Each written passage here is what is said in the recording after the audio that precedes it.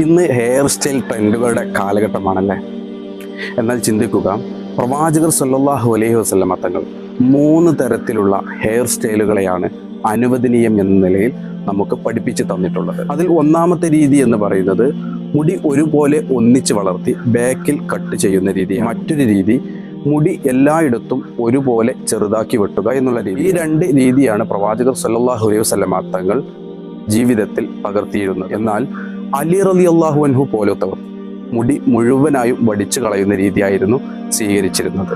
എന്നാൽ പ്രവാചകർ സല്ലല്ലാഹു അലൈഹി വസല്ലമ തങ്ങൾ ഇതിന് പുഞ്ചിരിയോടെ അനുവാദം നൽകിയിട്ടുമുണ്ട്. ഈ 3 രീതിയാണ് പ്രവാചകർ സല്ലല്ലാഹു അലൈഹി വസല്ലമ തങ്ങൾ അനുവദനീയമാക്കി തന്നിട്ടുള്ള രീതി.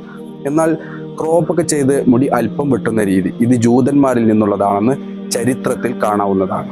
ഇനി നമുക്ക് തീരുമാനിക്കാം നമ്മുടെ മക്കൾ അതല്ലെങ്കിൽ നമുക്ക് ഇതിൽ ഏത് വേണമെന്ന്.